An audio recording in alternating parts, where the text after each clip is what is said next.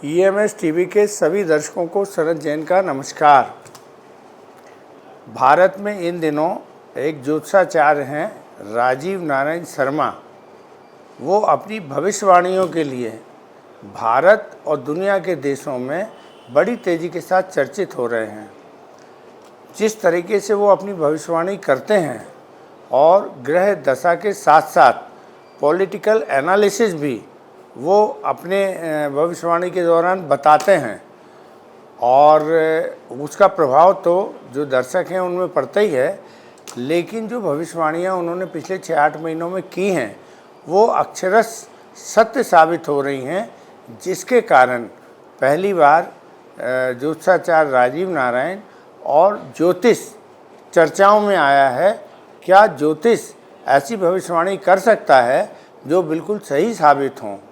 तो इसको लेकर राजीव नारायण जी ने जो भविष्यवाणी पिछले 6-8 महीने में की हैं, तो उन्होंने ज्योतिष को एक नए आयाम तक पहुंचाने का काम किया है। अभी पिछले एक हफ्ते में उनकी, वैसे तो हर इतवार को वो PM4 में अपनी भविष्यवाणी देते हैं, लेकिन इस सप्ताह में उन्होंने करीब 3 बार भविष्यवाणियाँ की हैं। तो जब एग्जिट पोल आए थे और एग्जिट पोल में ये दिखाया गया था कि भारतीय जनता पार्टी और एनडीए को 400 सीटें मिलने जा रही हैं, तब उन्होंने ये कहा था कि यह बिल्कुल झूठा एग्जिट पोल है और ये शेयर बाज़ार में कमाई करने के लिए और एक राजनीतिक षड्यंत्र है। इससे चुनाव को प्रभावित करने के लिए ये एक मैनेज पोल है जो अस्तित्व में नहीं रहेगा। तो जैसे ही मतगणना 1 तारीख को ख़त्म हुई थी, तो उन्होंने इस एग्जिट पोल के बारे में कहा था कि ये पूरे झूठे साबित होंगे, इनका वास्तविकता से कोई लेना देना नहीं है और ये शेयर बाज़ार में उथल पुथल मचाएंगे। और यही बात सत्य साबित हुई कि जब 4 जून को मतगणना के परिणाम सामने आए, तो जब एग्जिट पोल आए थे तब बाज़ार काफ़ी तेज़ी के साथ बढ़ा। निवेशकों ने करीब 13 लाख करोड़ रुपए का फ़ायदा उठाया और जब चुनाव परिणाम आए तो चुनाव परिणाम आने के बाद 33 लाख करोड़ का नुकसान निवेशकों को हुआ है। और जिनको नुकसान हुआ है वह आम निवेशक थे, जिन्होंने तेज़ी के टाइम उसमें पैसे लगाए थे कि अभी बाज़ार और तेज़ जाएगा।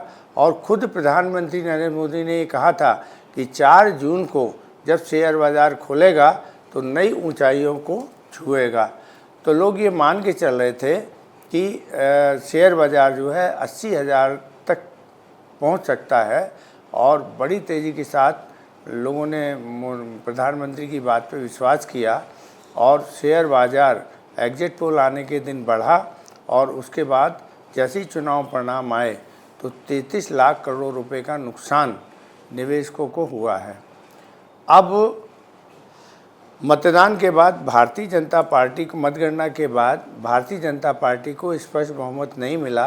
ये भी उन्होंने बड़े दावे के साथ कहा था कि मैं ब्रह्मांड की कोई भी ताकत आ जाए, भारतीय जनता पार्टी तीसरी बार सत्ता में नहीं आ सकती है। इस तरीके के उन्होंने दावे किए थे और सही साबित हुआ कि भारतीय जनता पार्टी जो 370 का दावा कर रही थी वो 240-42 सीटों पर आकर सिमट गई और उसे स्पष्ट बहुमत भी नहीं मिला।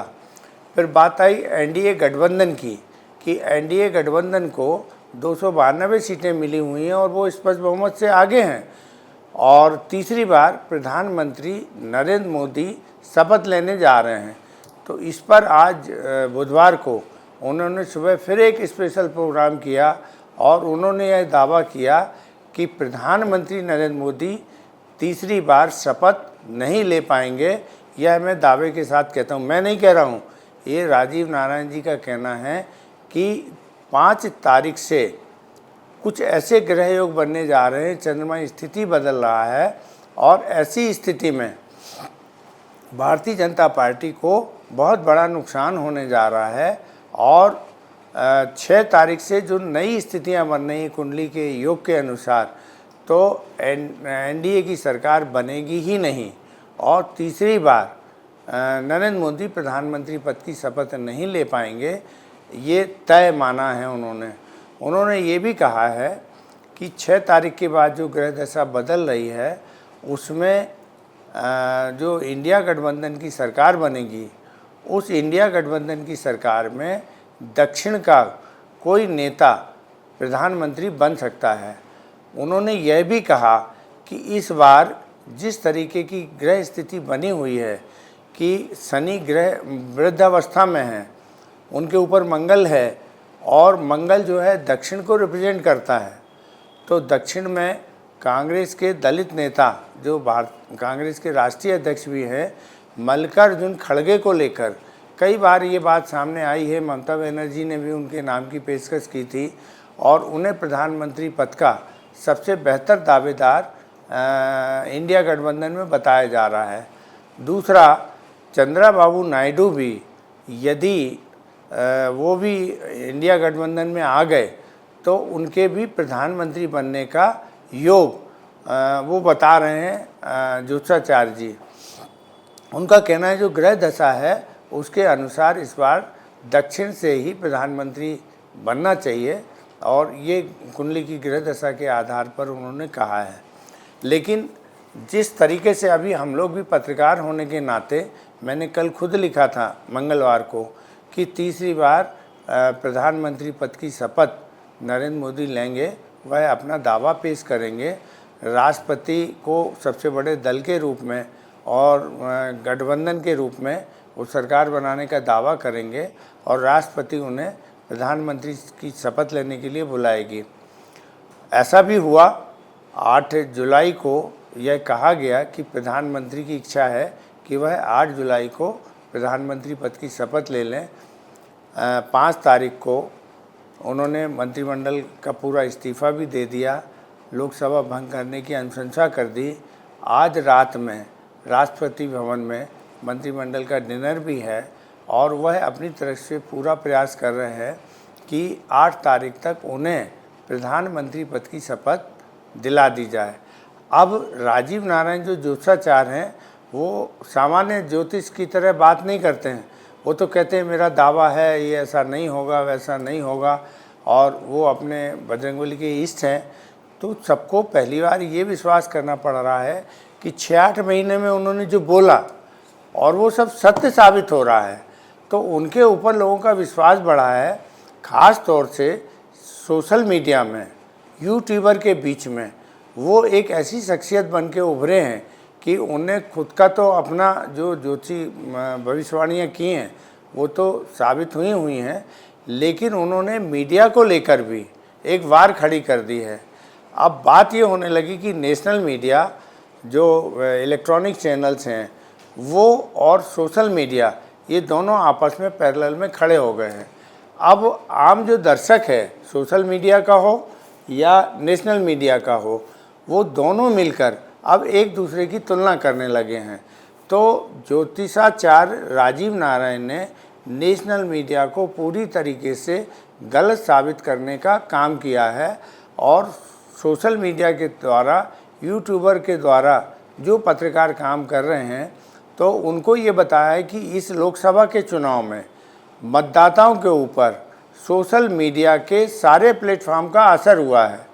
वहीं नेशनल मीडिया ने जो भी काम किया है उसका उल्टा असर ही मतदाताओं के बीच में हुआ है।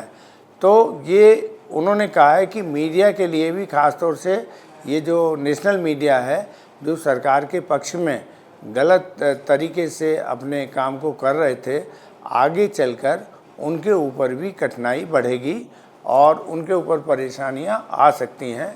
लेकिन उन्होंने जिस तरीके से 2 भागों में जो मीडिया बटा है वो ग्रह दशा के अनुसार उन्होंने ये कहा है कि सोशल मीडिया में आम आदमी की सहभागिता है और ये जो नेशनल मीडिया है ये पूंजीपतियों का मीडिया है।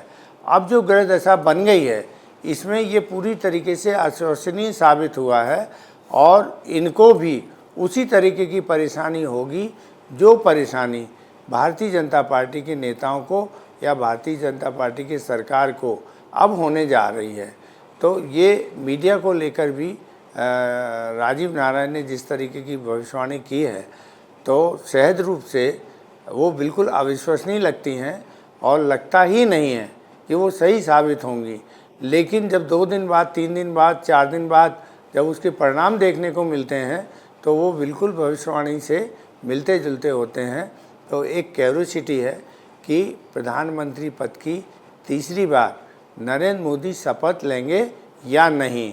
अब इस बात को ज्योतिष जो हैं राजीव नारायण जी, ये अब कसौटी में कसे जाएंगे कि इनकी बात सत्य साबित होती है या गलत साबित होती है।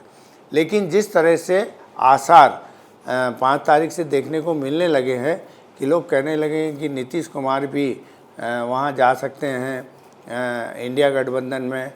वहीं चंद्रबाबू नायडू ने ये शर्त लगा दी है कि यदि भारतीय जनता पार्टी लोकसभा अध्यक्ष का पद टीडीपी को देने तैयार होगी तो ही हम सरकार को मतलब समर्थन देंगे।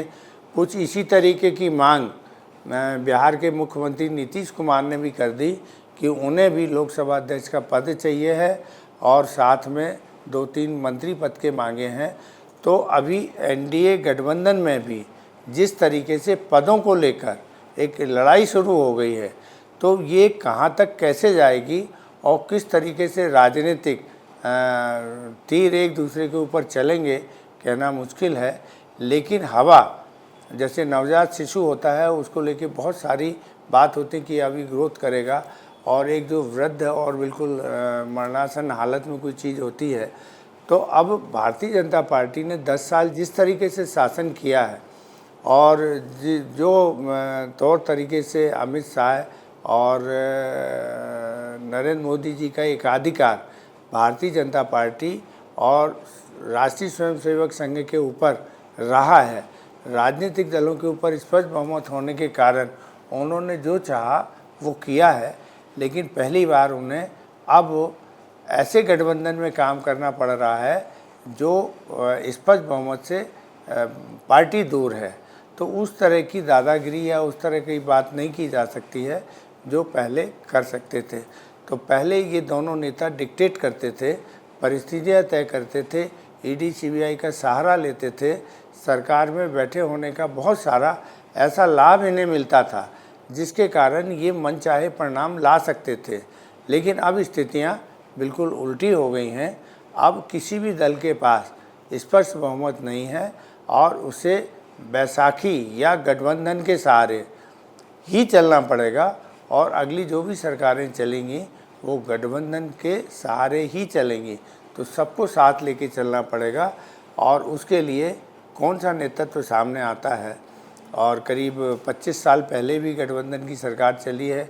अटल जी ने भी बहुत अच्छी सरकार चलाई, नरसिंह राव जी ने भी बहुत अच्छी सरकार चलाई, मनमोहन सिंह जी ने तो 10 साल बहुत अच्छे तरीके से सरकार चलाई। तो गठबंधन की सरकार में एक दबाव होता है और दबाव के कारण वह नियंत्रित तरीके से काम करती हैं। लेकिन जो 10 साल की स्पष्ट बहुमत की भाजपा की सरकार आई थी और जिस तरीके से ये सरकार चली है तो उसमें कहीं ना कहीं अहंकार आ गया था। राजीव नारायण का कहना है कि अहंकार जब भी आता है तो वो इसी तरीके से जैसे अर्श से फर्श पे और फर्श से अर्श की ओर लाता है, वही स्थिति बनी हुई है।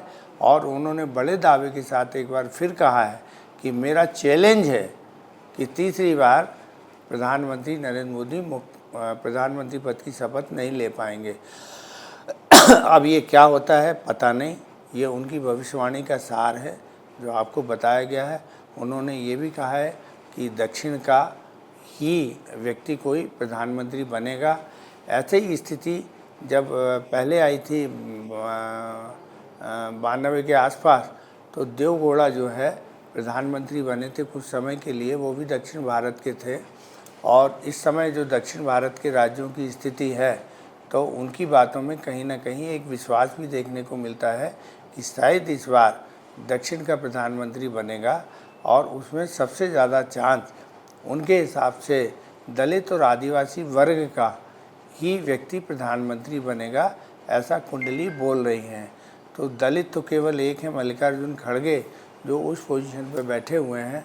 तो ये कहा जा सकता है कि हो सकता है कि अगले प्रधानमंत्री पद के लिए मल्लिकार्जुन खड़गे साबित हों। उन्हें राजनीति का पिछले 70 सालों का अनुभव भी है और वो विधानसभा और राज्य मंत्रिमंडल में भी रह चुके हैं, केंद्रीय मंत्रिमंडल में भी रह चुके हैं और एक बहुत बड़ा उन्हें प्रशासनिक अनुभव है। खैर, जो होगा अच्छा होगा, अच्छा होगा, अच्छा होगा। जय श्री राम।